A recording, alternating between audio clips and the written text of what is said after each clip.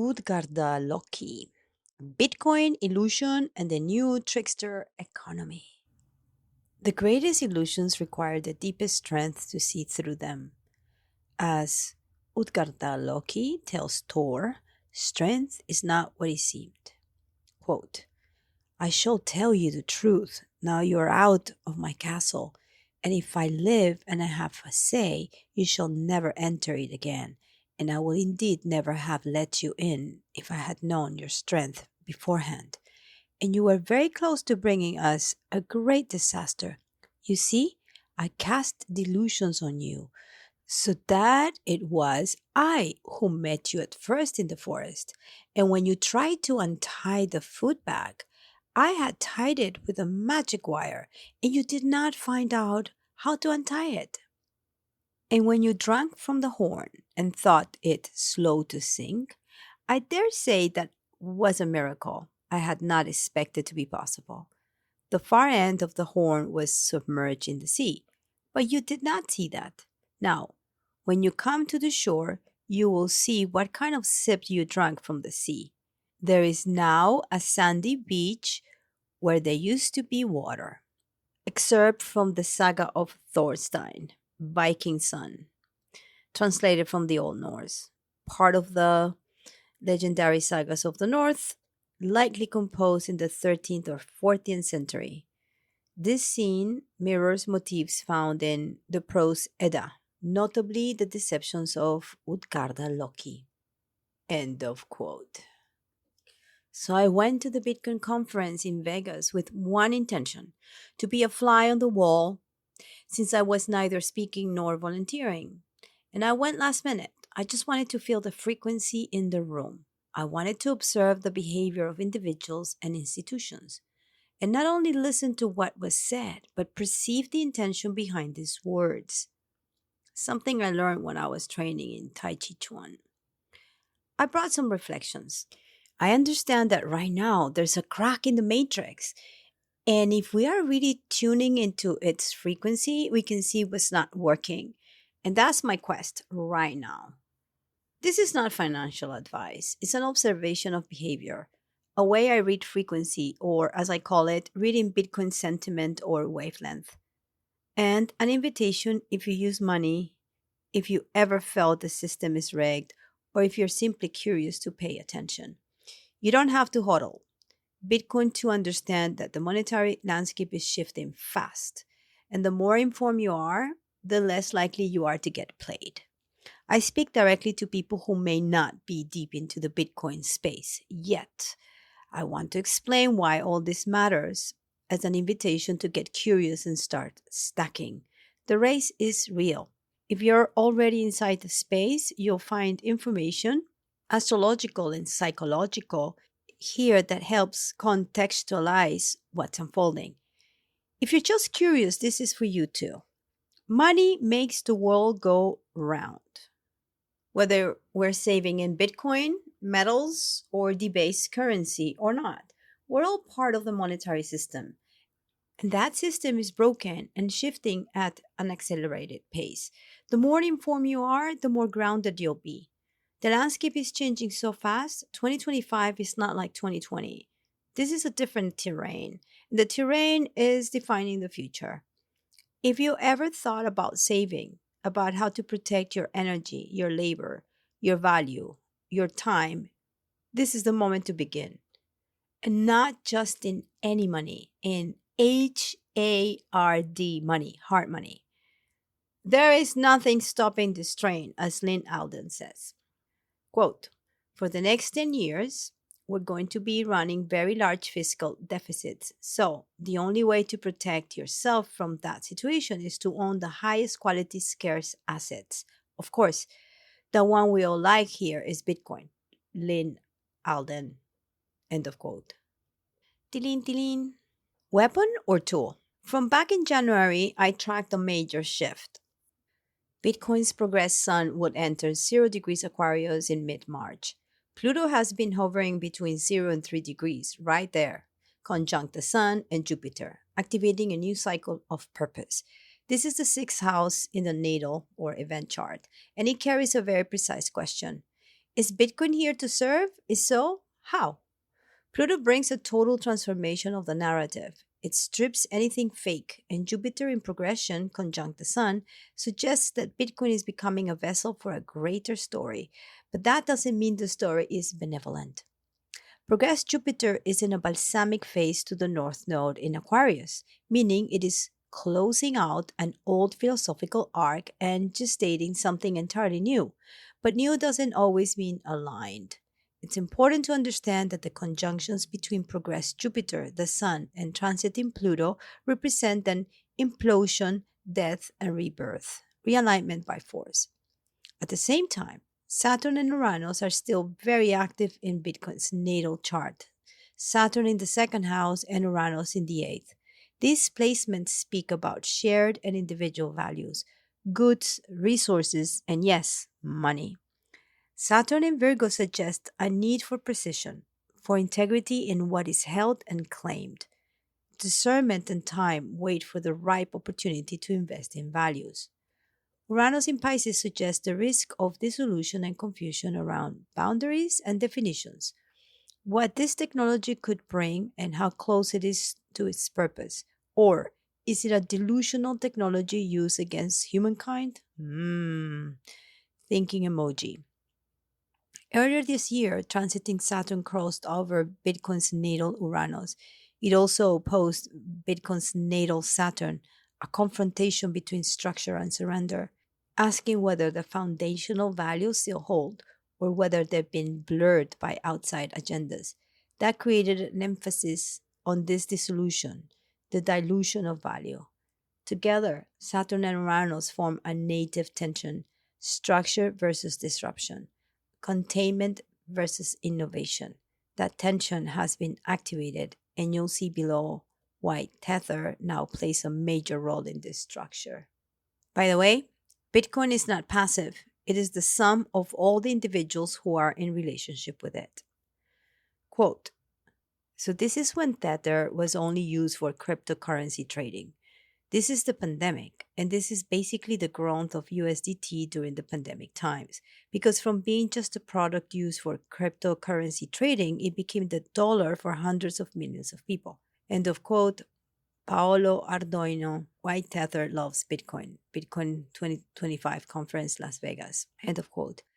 Tether's chart, November 20th, 2014, shows Mars in a new phase to Pluto in Capricorn, squaring the nodes on the Aries-Libra axis. This is a cardinal initiation, a forceful institutional birth with the potential for deep transformation. Uranus squares Pluto, underscoring the disruptive nature of this emergence, and Pluto, by degree, is now conjunct to Bitcoin's Sun. There's more. Mars conjoins the Black Moon Lilith and Juno in the sixth house, hinting at hidden contracts and possibly shadow agendas. Uranus squares Bitcoin's Sun, but trines the nodes. Saturn squares Neptune and Venus, a complex relationship that questions the structure and definition of either a fantastic asset or it may distort the value. Is Tether a weapon to be reckoned with, or the tool we need for complete economic annihilation? The question is, how and who does Bitcoin serve now? I emphasize the danger of co-optation that Bitcoin, while originally designed as sovereign money, might be repackaged as collateral and hedged by larger institutions, countries, and corporations. It is being used to build speculative financial products like stablecoins. What I realized at the conference is that stablecoins are actually going to be used to print more fake money so more Bitcoin can be accumulated. A lot of people are going to be locked into lending instruments that creates a yield but extract a value. Bitcoin is being positioned as pristine collateral, leaving behind individual sovereignty for institutional leverage. And so I ask again, is this expansion aligned with decentralization? Or is it the inflation of Bitcoin's narrative to reinforce institutional strategies that dilute its original intent? And is it being used as a weapon and not as a technology? Because apparently we're not happy and more war is on the horizon. Quote, Bitcoin is the hardest money ever invented. Growth in its value cannot possibly increase its supply. It can only make the network more secure and immune to attack. Saifedean Ammous. I'm going to focus on four people who gave keynotes and what I can read from them by looking at their charts and progressions. I could go deeper, but I don't have the time. And honestly, this is the core of what I sense at the Bitcoin conference that is of value. What stood out for me beyond the content was the energy in the room. A lot of FOMO, fear of missing out. A lot of people, not just normies, but traders, speakers, financial experts admitting that they don't know exactly what's coming next or speculating on possible outcomes. Still, there's a shared sense that things have shifted this year. The wave is moving, and we ought to find the point of gravity and the equilibrium during the process. The USA now holds a Bitcoin reserve. More countries and private companies are following. The Pandora's box has been opened, and now everyone's in the race. Gold is also back in the conversation. I went as a fly on the wall, and I'm just sharing what I noticed. Whether you are into Bitcoin or not, it's worth understanding what a stable coin is, how these new mechanisms are being used to stack more coins, and how easily things could get diluted. Just a few insights so you can pay attention. Note, a progress chart is a method in astrology that tracks how a natal chart evolves over time, used to understand the current inner state or psychological development of a person or an event. Tilin tilin. Quote, money is energy. Bitcoin is the first crypto monetary energy network capable of collecting all the world's liquid energy, storing it over time without power loss. Michael Saylor. Michael Saylor, the reckless authority. Michael Saylor's talk, 21 Ways to Wealth, it's a link there, at the Bitcoin Conference 2025, left me unsettled. Not because of what he said, but because what I felt behind the words. His strategy is coherent for his life, but it is reckless to promote it to everyone as if context doesn't matter. Slide number 9 was the most troubling for me. In it, he suggested individuals should incorporate, literally telling plebs to become legal corporations under the United States Corporation for anyone seeking to step out of coercive financial systems. This is madness. It is the opposite of sovereignty. This is a debt sentence to a corrupted system. In my view, that's not just one tone deaf, it's dangerous because when someone like Saylor speaks, people listen. His profile is a 3-5 in human design. When seen in his full power, as he disrupts old systems to make room for something new, something more aligned for those around him, it comes with a lot of responsibility.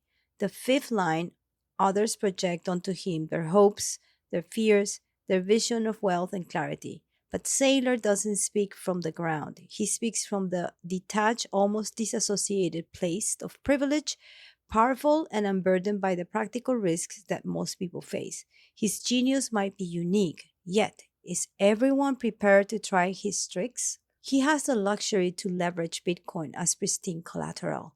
He's played that game and it worked for him. But this is not a game for most people. Encouraging everyday individuals to take on massive debt or corporate structures just to pursue a strategy that suits strategy or microstrategy is not guidance. It's recklessness dressed as genius, in my opinion. And let's be honest, his presence at the conference was almost cultish.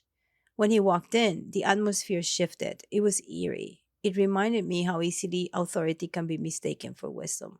I'm not here to demonize him. He can do whatever he wants with his life. My critique is not about his choices, it's about the way he uses his platform to give directives. There's no flexibility in his tone, just a torrent of conviction. And the problem is not him, it's the people who actually project every desire onto him. Now, there's a meme of something that looks like a hooker. It says $200, I'll do whatever. And there's Michael Saylor in a car with somebody behind with the Bitcoin glasses. It says, take the 200, sell your kidney, buy Bitcoin, and hodl for 4 years. Sailor's frequency. Astrologically, Sailor and I were born within the same year, and we both carry the Saturn Uranus opposition, though inverted from Bitcoin's own configuration. That opposition is a signature of structural tension, norm versus disruption, old versus new, rule versus rebellion. He has Saturn and Chiron in Pisces opposing Mars, Uranus, and Pluto in Virgo, a potent axis of power, discipline, and transformation. If not handled with care, this configuration can explode into chaos. If integrated, it holds massive potential for collective service. But here's the real question: integrated into what? His chart suggests he comes from a very authoritarian past. South Node on the midheaven, ruled by Jupiter. He used his voice to command. His Mercury is conjunct Venus at 29 degrees of Capricorn in the 11th house. And while that gives him strategic power, it also shows how attached he is to institutions and systems of valuation. His sun sits in the 12th house, ruling the sixth. You can't really see what he serves. Saturn on the ascendant. He's a magician of reality, but you don't know who he's serving. If we look at the emotional body, the moon and Chiron in Pisces near his ascendant, there's this association. The question is, does he speak from trauma or from power? His North Node in Gemini, fourth house, wants to open the heart. But has that happened yet? For me, it's not about whether Sailor is good or bad. It's about discernment. He's a brilliant strategist with clear convictions, but clarity is not the same as coherence. What he's advocating for may be financially sound and corporate level, but it is not universally ethical or accessible or sovereign for the common individual. Saylor speaks of clarity as recognizing Bitcoin as an incorruptible capital, a fire in cyberspace worth half of everything. But coherence is asking, does your strategy match your context, your risks, your truth? His natal sun is in Aquarius, but his progressed sun has moved into Aries along with Mercury retrograde. Now it's personal. Watching his keynote, the recklessness wasn't in numbers, but in delivery. He tells plebs to mimic him, incorporate, take debt, buy Bitcoin, become corporation. Here, his Black Moon Lilith in Capricorn emerges, starkly projecting corporate strategies as universal attainable, ignoring realities. His Juno in Aquarius in the seventh house speaks to a collective contract, but Juno contracts carry karma.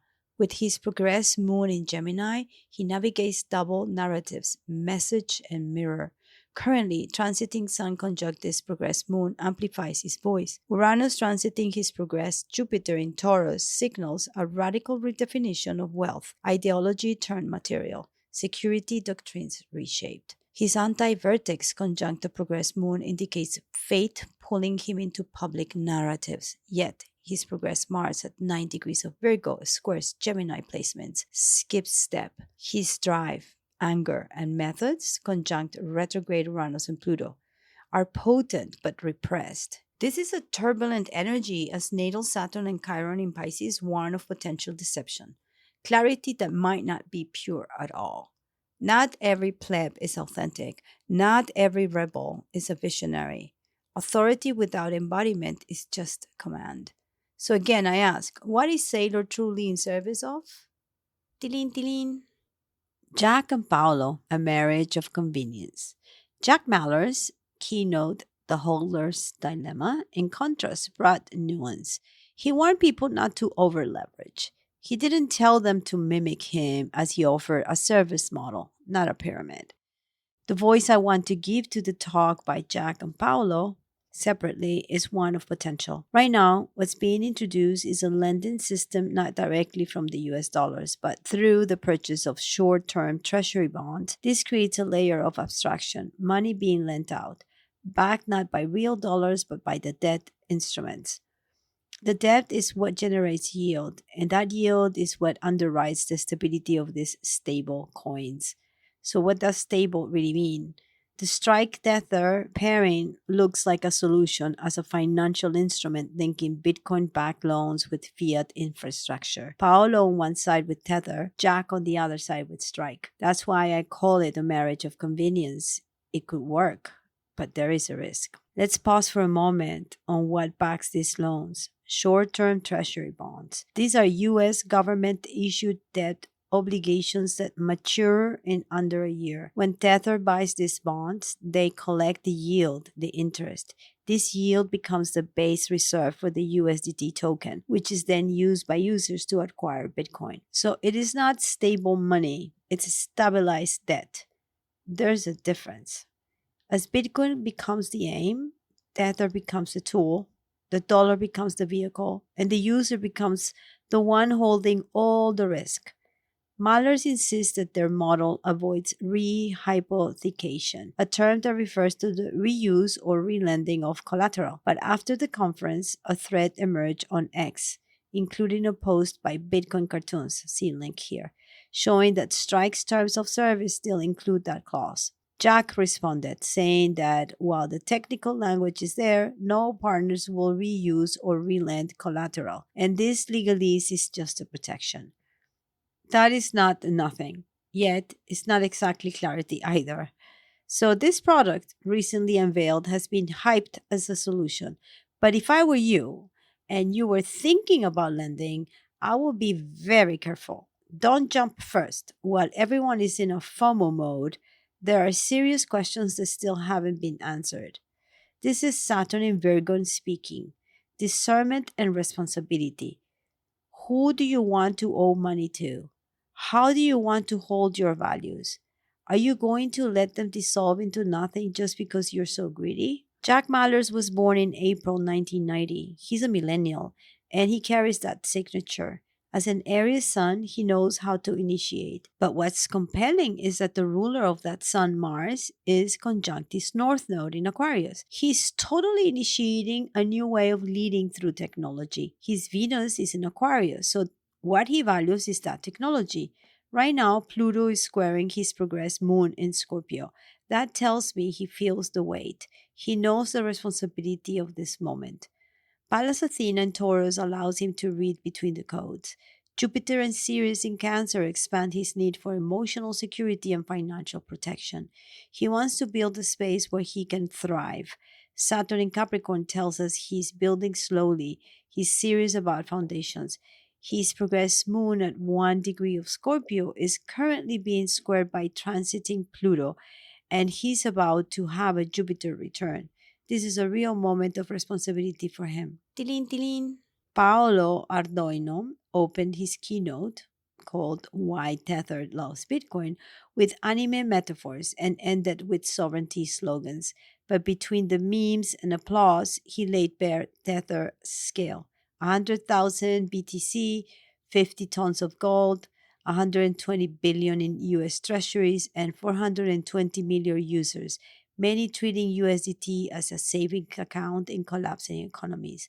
He called it a product people needed, not one they were sold. He meant that Tether isn't being pushed or marketed in a manipulative way. It's being adopted because people recognize its value. It solves a real need, especially in contrast to products that rely on high persuasion. It's a demand driven, not hype driven. Tether now funds education, builds wallets for AI agents, runs lighting infrastructure, and plans to become the world's largest Bitcoin miner. What began as a digital dollar for exchange arbitrage now positions itself as the monetary spine of the developing world and possibly its central nervous system too. Astrologically, Paolo was born in October 1984. His alignment with Jack is charged. Paolo's natal Pluto in early Scorpio conjuncts Jack's progressed moon, while transiting Pluto currently squares both.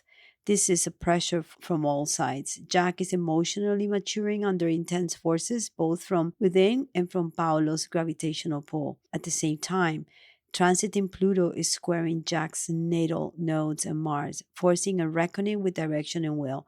Paolo's Saturn in Scorpio also conjuncts Jack's Pluto. Power meets pressure, legacy meets initiation. This isn't just a business model, it's a Plutonian test of values, trust, and control. There's potential here, but also volatility. Power without awareness risks replication of the same old system. There's a meme of Bitcoin in a pole dancing position and Tether giving her dollar bills. She has underwear. She or he. Tilin, tilin. 21 Capital was launched on April 23rd, 2025. It was formed through a business combination with Cantor Equity Partners and backed by Tether, SoftBank Group, and Jack Mallers. Paolo supplies the liquidity through Tether. Jack Mallers channels it to the public through Strike Together. They form a closed loop between creation and distribution. Their new venture, 21 Capital, is the offspring of that loop. an institutional pipeline built to formalize the flow between stablecoin issuance and global Bitcoin access, all under the banner of freedom. 21 Capital has an electric chart. Pluto opposes Mars in Leo and squares the Sun in Taurus, an intense fixed T square that demands the transmutation of ego driven will into grounded purpose. Its ruler, Venus, conjuncts the North Node, Saturn, and Ceres in Pisces, suggesting karmic obligation around value systems, nourishment, and economical structure. Venus here is about service, a destiny that must align with compassion or dissolve under the weight of illusion. Pluto trines Neptune, offering visionary potential if channeled with integrity. Uranus trines Venus, Saturn, and the node, an evolutionary portal for systemic innovation. If the structure can hold the voltage, this chart asks, is the mission real or is it escapism dressed as freedom? Still, the sun grounds all of it at 3 degrees of Taurus, stabilizing the entire configuration with the Sabian symbol of a pot of gold at the end of the rainbow. The vision is seductive, but the square from Pluto says only through death and rebirth can that gold be earned. That means evolution. So, things to pay attention to. Tether provides the liquidity, and 21 channels it into systems that let people borrow to get more Bitcoin. But when borrowing is marketed as freedom, the risk gets bigger. This chart has potential, yet, but it also carries a warning. If the mission loses its integrity, the money made could come at the expense of the true financial sovereignty. Tilin, tilin. Sifedian, there will be blood. After some weeks of being invested in trying to understand this subject, stablecoins and Bitcoin, I can now synthesize very briefly what I grasp. Tether is being used to buy short term treasuries that creates artificial demand for the failing US dollar. It props a system that is already kaput. Tether or USDT is the speculative tool. Bitcoin is the aim, is the real treasure, the gold at the other side of the rainbow. During Saifedian's talk at the Bitcoin conference called Drinking the Dollar's Milkshake, he laid out this pattern in under 15 minutes and it clicked. The phrase drinking the dollar's milkshake comes from a theory coined in 2018 by Brent Johnson, CEO of Santiago Capital. He borrowed the metaphor from There Will Be Blood to describe how U.S. monetary policy extracts global liquidity, strengthening the dollar while weakening the rest. Saifedian's point was sharp. Stable coins like Tether now play that role. They buy treasuries, they inflate demand for the dollar, they extend the life of a system that's already collapsing. So the real question is, how much speculation are you, if any, as a player, as a pleb, a government, a state, or a company willing to do with a stable coin to accumulate increasingly scarce Bitcoin? Astrologically, Saifedian's natal north node in Leo trines his progressed new moon in Sagittarius. He is supported to shine, but only with integrity. His Venus in Virgo values discernment. No wonder I learned opportunity calls from him. Sun and Mercury in Scorpio speak to death, intensity, and conviction. He was born during the Saturn Jupiter conjunction in Libra. That generation faces the tension of balancing ideology, Jupiter, and structure, Saturn. Money is a social contract. He's wired to care about how we collectively organize value. He has a progressed new moon at 4 degrees of Sagittarius in a balsamic conjunction with Neptune, just 3 degrees apart. Balsamic phases signify closure. This is a belief system dissolving, identity shifting through what he once believed. Neptune's influence makes it subtle, possibly confusing. It inconjuncts his natal Chiron in Taurus, triggering an internal wound around value and worth. But his progressed Mars at 12 degrees of Capricorn is currently squaring the Libra conjunction. This brings pressure, deep refinement of his beliefs, methods, and message. It's not fast, it's not easy. His natal Mars and progressed Mercury are in Sagittarius, so the commitment to ideals and intellectual expansion is still strong. But this square demands practical realism to check the reach of his philosophical idealism, hence, he's adapting the message. Progress Venus in Scorpio squares his neural axis. His progressed sun in Sagittarius supports value expansion, but only if he allows those values to transform. Ultimately, his chart asks the evolutionary question: does what Siphidian proclaims publicly still align with his evolving sense of personal integrity and inner truth? There's a meme of him smiling and saying, "Have fun staying poor." Tilin tilin. The Hunger Games. Mahler says, you don't need to study Japanese monetary policy. You just gotta hodl. He offers single digit rates and no rehypothecation, as if those guarantees were shields, not sleight of hand. He casts debt as power fire in the hands of the plebs, but he glosses over volatility, platform risk, and the real consequence of leverage. You don't sell, you borrow. Don't question, just accumulate. He calls it a peaceful revolution. But when he never sells, becomes a moral imperative, financial decisions are no longer strategic, they become psychological traps.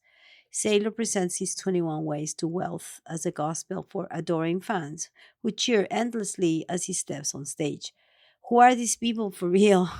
Clarity becomes the entire pitch, as if naming Bitcoin as incorruptible capital erases every structural constraint.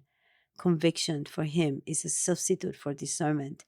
Cooperation becomes a directive for families to relocate generational capital into speculative, jurisdictionally ambiguous asset with zero nuance for global disparity. Capability is reduced to wielding AI as an all seeing oracle he knows nothing about prompting or language. Just buy and indent your ass until you fall dead. He speaks of grinding the silicon overlord with the same ease he speaks of firing your lawyer if they take more than 2 days to deliver. This is so irresponsible. His fantasy of strategy only works because he is severe from the embodied consequences of ordinary life born from the vantage point of a man who will never again be subject to institutional delay. Artoino, meanwhile, veils centralization into the rhetoric of sovereignty.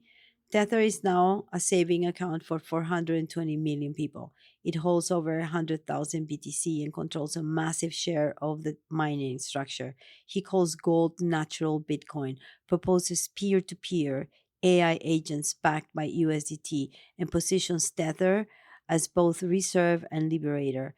But behind the libertarian branding is a private company managing billions with minimal oversight. The tool of freedom is built on layers of unregulated opacity. And then there's Sifedian, more acidic than ever. He cuts straight to the contradiction. They found a whole new generation of backholders around the world to buy the treasury shitcoin. Tether cannot fix what a century of fiat democracy ruined. The US government could just say, oh, well, somebody was involved in some criminal transaction with Tether, therefore all of your bonds are canceled. They've done it with Russia. Maybe they'll do it with Tether. Treasury bonds, which are usually presented as the safe haven, are actually the main risk for Tether. Exactly. But he says it like it's a revelation. It's been true since 1971. Fiat backed stability is a contradiction. Holding government debt as collateral is like storing food in a moldy fridge and calling it refrigeration. This is the new arena. You want to stack more sats? The product is ready. The terms are abstracted, and the role models are inciting the game, not by offering ladders, but by commanding you to burn them. This isn't freedom, it's a Hunger Games. The crowd is cheering, the stakes are yours. Quote, you drank from the sea and did not know it. Such was the strength hidden beneath the illusion. End of quote. Tilin, tilin. Frequency slipped precision, without a vibration, a rhythm, a wave through time. My signature, a breath pattern. It is how I enter and how I leave. Only what resonates remains. What doesn't dissonates. I often say frequency is how my energy repeats. If ours don't harmonize, we make noise, not music. I no longer chase high frequency. I choose to be in tune. Tilin, tilin. All right, so there's some links below. My latest podcast appearances. Can Bitcoin help you understand yourself? Monica Bravo on astrology, consciousness, and self love. Life with Bitcoin. There's some timestamps. Second podcast is Unlocking Authenticity, Creativity, and Financial Freedom as an Artist. We are Satoshi. And then I have a picture with my friend Efrat, with my dear friend Efrat, the last night in Vegas. Listen to a great conversation with Giacomo Tsuko about Tether that she did around 3 months ago. It's called Bitcoin, Institutional Adoption, and Tether. You Are the Voice, episode 70 with Giacomo Tsuko. Now, I have some footnotes that I may read. So, the number one is HODL. It's a term that originated from a misspelling of hold in a forum post in 2013. It has since become a widely used term in the BTC community to represent long term investment strategy. Footnote number two, stablecoin, a type of cryptocurrency designed to maintain a fixed value, usually pegged to a fiat currency like the US dollar. Unlike Bitcoin, which fluctuates in price, stablecoins aim for price stability and are commonly used for trading, remittances, or as collateral.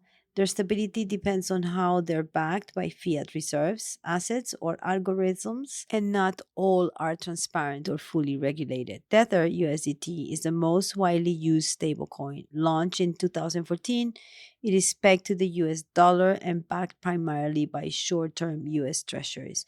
It facilitates liquidity and arbitrage across exchanges, but its opaque backing and institutional entanglement have raised concerns about its systemic influence on Bitcoin markets.